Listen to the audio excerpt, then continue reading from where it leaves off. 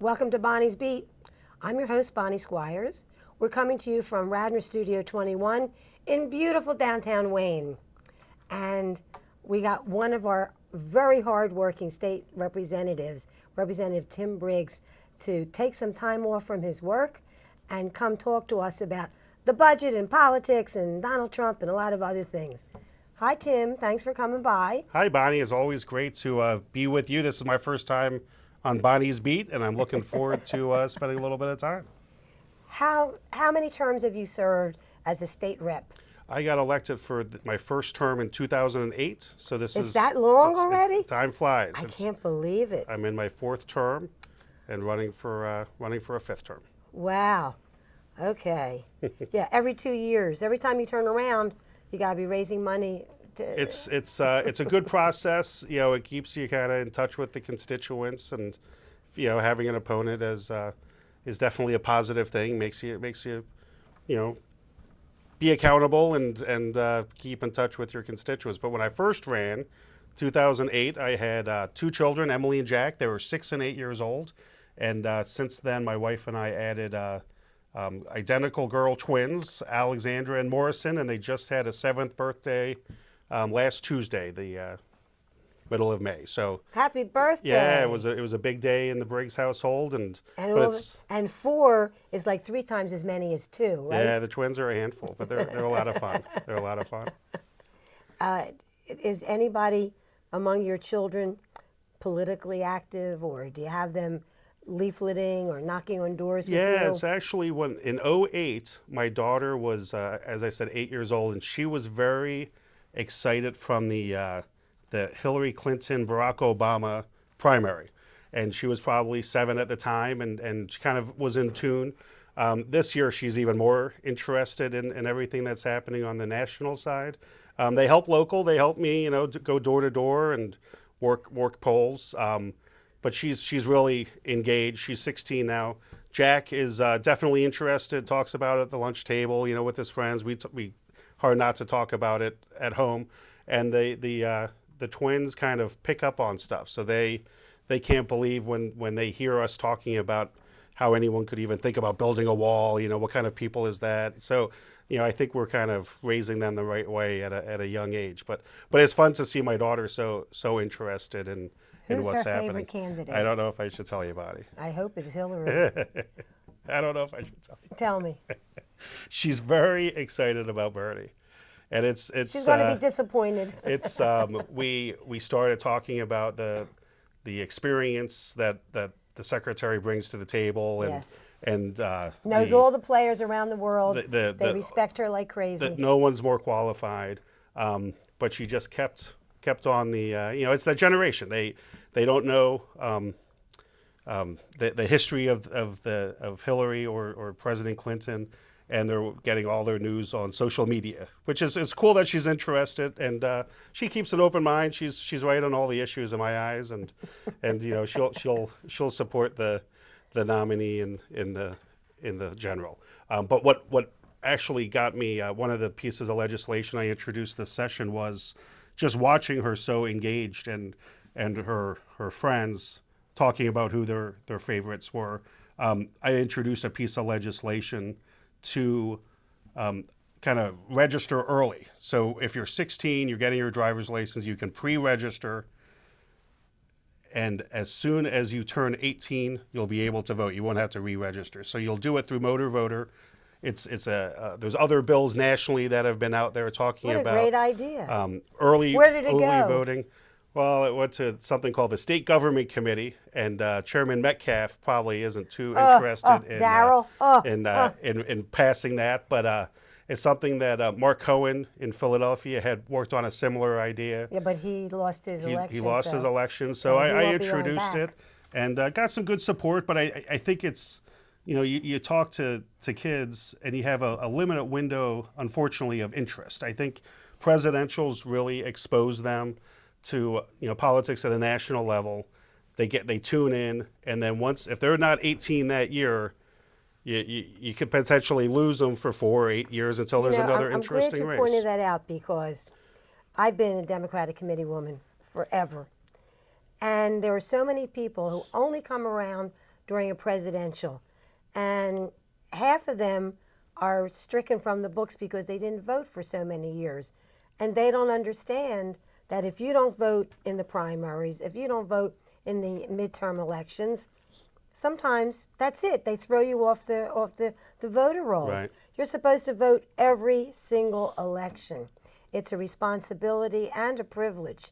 And when you see the footage, you know, when CNN and MSNBC and even Fox, of people in foreign countries standing in line for days to get to vote in third world countries. And then, you know, people, why didn't you vote? I had a beauty bar appointment. I had a dentist appointment. I was playing tennis. It just kills me. Yeah. The most rewarding, I've been, as like you, involved in politics in the Democratic Party for a long time. 2008, when lines are out the door starting in the morning, throughout the day, pretty much by 4 o'clock, 5 o'clock, we were at like 80% turnout. It was amazing. If every election was like that, I'd feel a lot better about the decisions that are being made. And you know, young kids will vote that election, and then they drift off. And in their 20s, people just don't vote. It's the lowest performing electorate. So that was just something that I took from conversations with my daughter and how to get her and her friends kind of well, engaged. Bring that bill up again. Well, it's there. You know, we'll keep plugging away. I'm not buddies with Chairman Metcalf, but he believes, he does what he believes in, and you know, in the 5 years I think he's been the chairman of the State Government Committee, I can't think of one Democratic bill that he's brought up for a vote. He's a very partisan individual, but what that leads you to have to do is figure out other ways to get the issue addressed. Either you partner with somebody on the other side, with a Republican, right, get somebody interested in the topic, or you can do an amendment on the House floor, try to raise awareness. We did that with online voter registration. We kept pushing. Turned out the Department of State under Secretary just figured out a way he could do it without legislation, and now Pennsylvania has online voter registration. So sometimes just raising the issue, trying to be creative and open-minded, and trying to figure out where you can.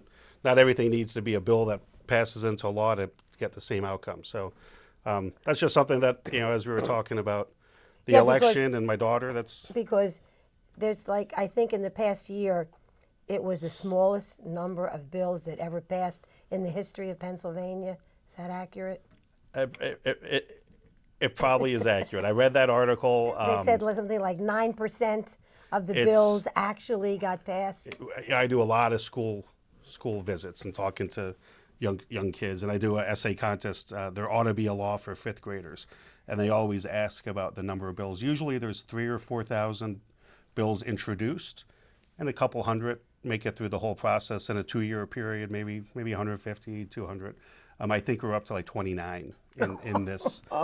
And part of it is last year's budget debate and the impasse really took the oxygen out of any other topic. And at times it was frustrating that they weren't even discussing a budget conclusion. But it also, what was even more frustrating was we weren't doing anything else while we could have been doing, making progress on a lot of other areas. So hopefully this year that won't happen. There's been a lot of conversations leading up to the end of June when the state should be passing their budget. But it is a frustrating time when the politics and the agendas get in the way of really doing what most of us ran for and try to serve. We're trying to serve the people. We're trying to do the people's business, and there's a way to get something done, and there's a way to not, and to make Governor Wolf look bad. Very similar to what's happening, I think, in Washington. Happens in Harrisburg. Yeah. So this year we're trying to get a budget done by June, as we talked earlier.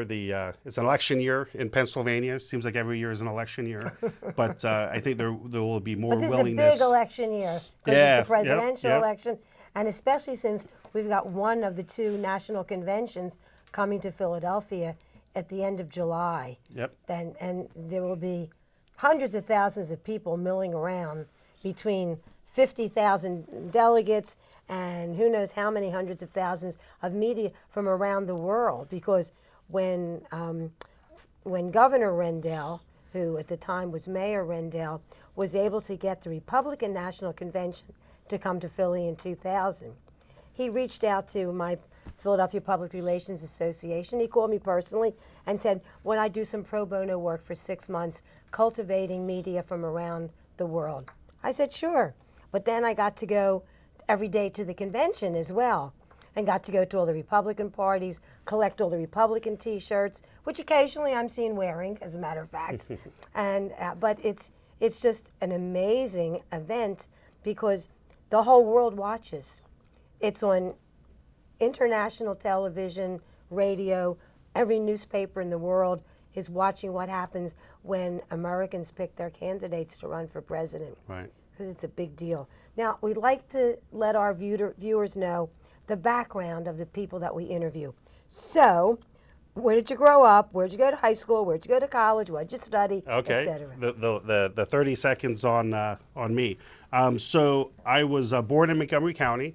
I was in 1970 was born in Norristown, and I grew up in a township called East Norton Township, right outside of the borough of Norristown. In 1976, when I was 6, my father got a job transfer, and we moved out of the area. Lived for 10 years in Canada, in Winnipeg, Manitoba, right north of North Dakota. Where you learned how to play ice hockey. And I started playing ice hockey right when I moved there.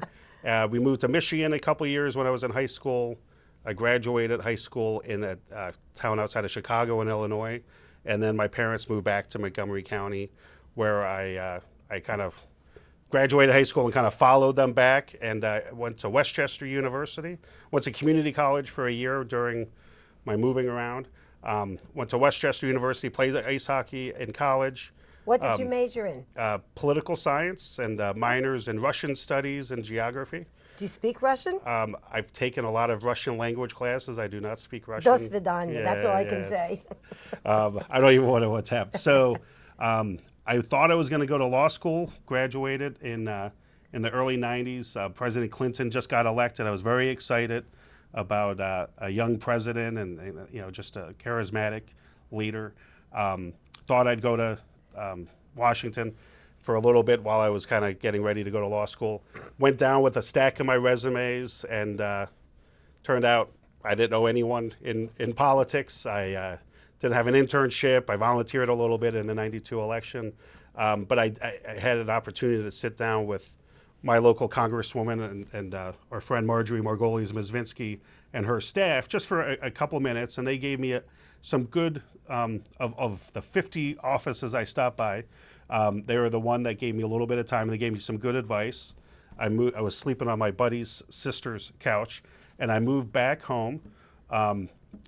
Volunteered for the local Democratic Party in 1993, got a job in Marjorie's congressional office within a couple of months of that. Thought, okay, she lost in 1994, then I was going to go to law school. I got the political bug, went to Chicago, worked for Mayor Daley for a little bit, moved to Washington, worked for the DNC and Vice President Gore, and a great political Made a lot experience. Of contacts. It was through my whole, what I tell when I go to colleges, I tell everyone, volunteering and meeting people when you're 22, 23, there's no value you can put on it, because people I met back then, they're still my friends now, and every step of my life, every time it really came together so 99, was down there for 4 years, decided to come back home. We started our family, went to Temple Law School. While I was going to school, I worked for Congressman Huffle, who's a good friend of mine. Joe Huffle. Until 2004, I finished school. He ended his congressional experience. He ran for Senate and lost. Worked for Lois Murphy, worked for Connie Williams. So it just kind of was very, it was politics, but it was also kind of an eye on practice and law. And I started practicing law in the mid 2000s. Thinking that I got the politics out of me, going to start earning a living and doing what I was aiming for. And then Connie called me right at the end of 2007 and said that she had made a decision that she wasn't going to run for re-election to the state senate, and that Dalen Leach, who was the representative, was more likely than not going to run for her Senate seat. And they both asked if I'd think about running for the House seat, which was completely out of, I wasn't even thinking about it at the time. Because Dalen was in the House at that time. Dalen was in the House from 2002 to 2008. I had 2 young kids. I was coaching t-ball. I was, just starting a law practice. And my wife and I spent the holidays talking about if a career in Harrisburg, or if at least running for a term was the right thing for me to do. And we came up with, as long as I focused on issues that were related to us and our kids and our family and, close to our hearts, and still liking it, I should do it. And pretty much every 2 years we have that conversation again, and we bring the kids into it and what I'm working on. If I still like it, if it's worth the amount of time I'm away from them, there is sacrifices. Service is terrific, but there is sacrifices that come with it. And what's your typical day like as a state rep when the House is in session? I commute. So the typical day is waking up early, driving to Harrisburg, spend a lot of time on the phone. I get there, usually have meetings with constituents who are in Harrisburg for days of action, if it's the Leukemia Society or the ALS, the ARC of Philadelphia on the 6th. So there's a lot of meetings around 9:30, 10 o'clock. There'll usually be a couple legislative committee meetings or hearings that I attend. Session starts at 11, and it could go from 11 to 11 o'clock at night. It could go to 11 to 11:30 in the morning. You never really understand the rhyme or reason to the schedule. Yes, Turzai makes it difficult. Speaker Turzai will tell us tomorrow's going to be a busy day. We're going to be focusing on these topic of bills. We show up, and it's either not a busy day or we're focusing on something completely else. So during session, we'll usually take a little break. The Republicans go to their caucus, the Democrats go to their caucus, and it's an opportunity to get briefed on the bills, ask questions, have internal debate, come up with strategy or the direction we want to take on different topics, and then we go back to the floor and, as a whole, start debating and voting on bills.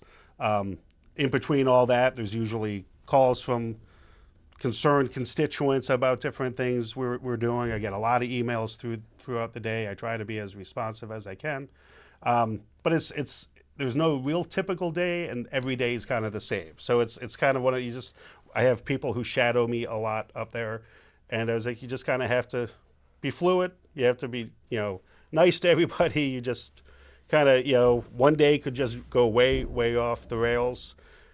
Or it could, like I said, end at noon, and I could be driving home and spend an afternoon in my district office. You just never really know what it's going to look like. June's usually a pretty busy month. But where is your district office? I'm located in King of Prussia, right between Henderson Road and South Gulf Road, on a road called Shoemaker Lane, and it's half a block from Senator Leach's office. It's a 250, 300-year-old farmhouse. On the first floor, it's probably 300-year-old. And you always are very supportive of the art programs at the schools in your district, because I've been there when you've had the opening of an art exhibition on display at your office, which is wonderful. Yeah, so getting into that, so there's legislative committees that are assigned by the leadership of your party, then the speaker puts you onto them. And then there's also various caucuses that we can join and be active in. And I'm the Democratic chair of the Legislative Caucus on Arts and Culture. And so our community has such a great, we emphasize the arts with, nearness to Philadelphia, but also just our appreciation of a well-rounded education. And before I ran, we got very close to some art teachers in our local school district, our kids' art teachers. And what's your local school district? We live in Upper Merion School District, Upper Merion Area School District. And during one of the beginning of the recession and difficult budget years with the school districts, there was a conversation about merging some of the art teachers, instead of each school having an art teacher in elementary, is sharing the arts. And then it was ouch. a conversation about you wouldn't be able to do pottery because the kiln couldn't warm up hot enough through the day. It was all this, so my wife actually organized a petition drive to deliver it to the school board. This was probably 9, 10 years ago. So it just through that interaction, I became friendly with some of the art teachers. And when I got elected and had an office, we had the idea of doing an art show once a month. We invite a different group of kids, and it's always, from first grade to 12th grade. It's always really terrific artwork. It's amazing how creative young kids can be and how talented they are. And, when you see them in high school, it's really impressive. So each month it's a different group. We have an open house during that time. We invite the community to come just to show it off. Parents come, grandparents, and it makes my office look much nicer than it usually looks. Yes, it does. And it's a way to appreciate the arts, and when difficult decisions have to be made when it comes to funding, that arts is something that we should definitely protect and preserve and make sure that education is as well-rounded as possible. There have been a lot of articles recently saying that finally there's going to be a funding formula to fund education in the public schools in Pennsylvania. Can you talk about that and let us know if that's true? Is it a rumor? Is it smoke and mirrors? Well, I mean, there will be a formula that has passed. It was generated by a bipartisan commission, the Fair Funding Formula Commission, to try to come up with some predictability when it comes to budgeting for school districts. School districts have to pass their local budget at this next, first or second week of June, I guess it is. The state doesn't make their final budget. It's supposed to be June 30th. It was tends 9 to months be later tends last to be year. tends to be late, and this last year very late. So it's hard to say it's going to be truly predictable and consistent. But what was happening there was the costing out study that Governor Rendell was very committed to following to make sure all the districts got to a fair playing field. Jim Roebuck has worked very Exactly. hard for decades on that. Jim is a great lead. He's the chair of the Education Committee and has been a leader on this. Governor Corbett, while we were reducing funding, also got rid of the formula. And it was really based on which legislator represented which district, if they needed a little bit of extra money to, if the school board was going to have to raise taxes, or there was a lot of grumbling and I was a certain legislator and went to my leadership, maybe I'd get a little bit more money. That's not the best way to fund education. No. So we came up with this formula based on special ed and transportation and need of the community, dozens and dozens of criterias, and came up with it. The challenge now is funding it, and we're nowhere near the level that would be considered, in my eyes, an appropriate level from the state. So as we do... What's the percentage of funding that comes from the state today as opposed to what it used to be? So the goal, what it used to be and the way it was modeled, is 50% from the state, 50% from the local community funds education. We've gotten way off track. Now statewide, I think it's 70-30, 70 from locals, Ooh, ouch. 30 from the state. And when you look at communities like Lower Merion and Upper Merion, it's like 15-20% from, I don't know exactly, but it's a much reduced portion from the state than it should be. So when you talk about property tax relief, the best way to get to property tax relief is raising the amount from the state, going into each of the districts to make sure that it gets to that 50 balance. Are we going to have a giant bake sale in Harrisburg? Yeah, it's tough. But as we hopefully over the next couple of years are able to get more money into education, it will follow the new formula, and then there's always going to be communities that are in more need than others, and I don't think every school district's going to see that 50-50 match, but we need to do a better job of raising the state's piece. Because I lived in Harrisburg for 3 years, I saw up close and personal the resentment towards Philadelphia. which is so ridiculous because there are rural school districts that are much needier than Philadelphia is. And Philadelphia generates the lion's portion of the state taxes anyway, correct? Right, correct. Yeah, absolutely. The southeastern portion of Pennsylvania is 45% of the whole tax base, and it's probably 15% of geography, and even less of percent of the population. I mean, it's a huge disproportionate amount of the Commonwealth's taxes come from our Philadelphia and the surrounding areas. Right. And if it was, the example when I first got elected was Marcellus Shale, and all the revenue from this great resource should stay in our communities, and we were trying to make the example publicly and in one-on-one conversations, like if we all took that approach, the state would be in dire straits. If Philadelphia says, okay, all of our money is going to stay in Philadelphia, all our income tax and sales tax and King of Prussia Mall, maybe all the sales tax should stay in Upper Merion Township. And it doesn't, we're a commonwealth and we should all be in it together. I mean, that's what makes, will make our commonwealth strong, is if we all have strengths, there's some weaknesses, but if we stick together and kind of move forward, it's what will make us stronger. And I think the resentment is unfortunate when it comes to Philadelphia. It's not just rural legislators; it's suburban Republican legislators feel this resentment towards the city. And there does need to be reforms, I think, in education, and there's conversations about public pension reforms, which are hard conversations to have. But I think we have to have an open mind and kind of put everything on the table with the Democrats, not just lockstep going with the unions, but really saying we need to protect working families, we need to protect their retirement security, but what steps can we make to fund this unfunded liability, which really is hurting kids in classrooms and dollars going into classrooms. But with the King of Prussia expansion, that's going to mean a lot more jobs, right?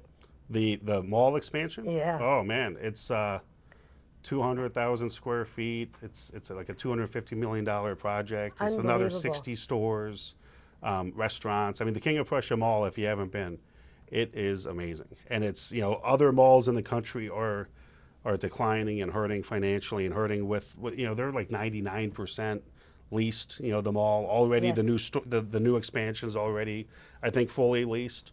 I just was at a breakfast with the general manager of the mall. They're anticipating having an opening on August 8th, I think the date was. Oh. So that's exciting.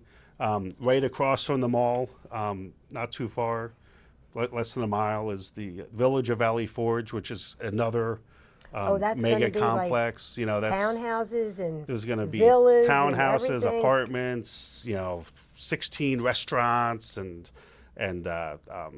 Children's Hospital has a facility there. There's going to be a lot of shopping. I mean, it's unbelievable. You see the cranes and you see all the jobs just on building it, but then to fill the it's the stores and the restaurants. Where exactly is your district? What's in your district? So I start down at City Avenue, right by Penn Wynne Lankanaugh Hospital and the seminary. Yes. And I work my way up, pretty much if you think of Montgomery Ave at that point, all the way Wynwood, Haverford, Bryn Mawr. Do you go through Wayne? Go through Radnor? I don't have Radnor, so it's all lower. It's Lower Merion. Then I have West Conshohocken, the borough Bridgeport, all of Upper Merion, Gulf Mills, King of Prussia, the Wayne part of Montgomery County, Valley Forge Park. And then I jump over the Schuylkill River, and I have a couple thousand residents that live in West Norton, Jeffersonville, and it ends at the Norristown State Hospital property, which is now called the Farm Park, which is a great recreational facility that has been continuing to be revitalized I hope we put all of your contact information on the screen so people can see how they get in touch with, here we go, with Representative Tim Briggs, 610-768-3135 or www.pahouse.com/Briggs. Thank you so much, Tim, and I'm sure we'll be seeing a lot of you at the Democratic National Convention. Yeah, hope so. Hope so. It'll be fun. Very exciting. And we'll see everybody next week. Thanks so much.